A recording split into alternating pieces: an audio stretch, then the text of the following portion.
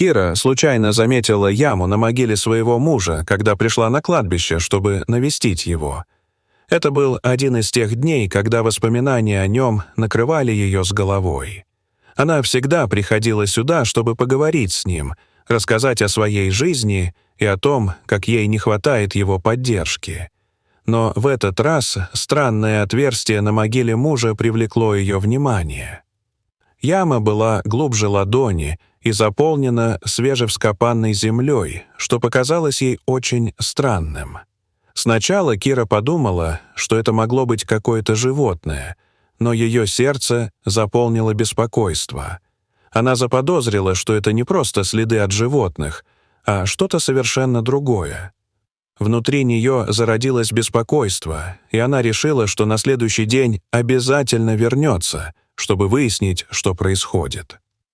На следующее утро Кира снова пришла на кладбище, взяв с собой лопату и перчатки. Когда она подошла к могиле, то не сразу заметила яму, так как она была замаскирована листьями, что затруднило ее обнаружение, но она была полна решимости выяснить, что скрывается под землей. После нескольких минут работы она наткнулась на металлическую коробку, заржавевшую и покрытую грязью. С трудом открыв ее, Кира обнаружила пакеты с белым порошком. Ужас охватил ее. Она поняла, что это может быть наркотик, испуганная и не зная, что делать. Как вдруг она заметила двух молодых людей, которые, как ей показалось, следили за ней. Их взгляды были настойчивыми, и Кира почувствовала, как холодок пробежал по спине. Внутри нее закралась мысль, что они могут быть связаны с тем, что она нашла. Когда Кира увидела, как молодые люди начали двигаться в ее сторону, она быстро побежала к машине. В панике она уехала, оставив коробку с наркотиками в ближайших кустах. На следующее утро, когда Кира проснулась, она все еще не могла избавиться от чувства тревоги. Она не могла понять, почему эти молодые люди следили за ней и что они могли замышлять. Она решила, что не может просто так оставить все это. Кира вернулась на кладбище, но на этот раз она была готова.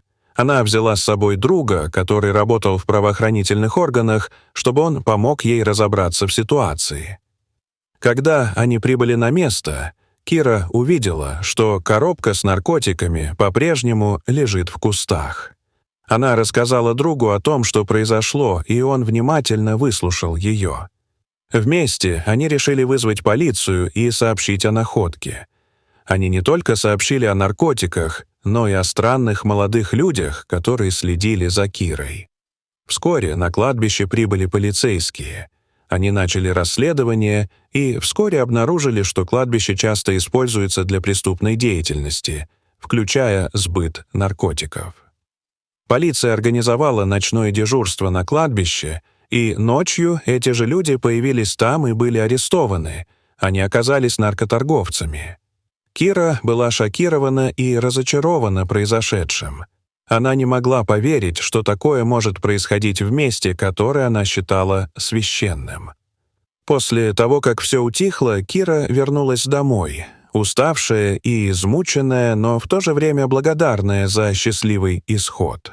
Она знала, что сделала правильный выбор, вызвав полицию, и что теперь, возможно, она сможет наконец-то оставить в прошлом страхи и тревоги, связанные с утратой.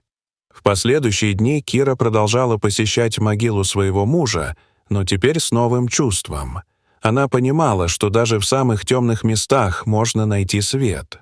В конце концов, она поняла, что любовь и память о ее муже будут жить в ее сердце, и она сможет использовать эту силу, чтобы помогать другим.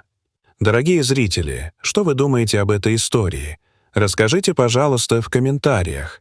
А если вам понравилось это видео, то ставьте лайк и подписывайтесь на наш канал. До свидания.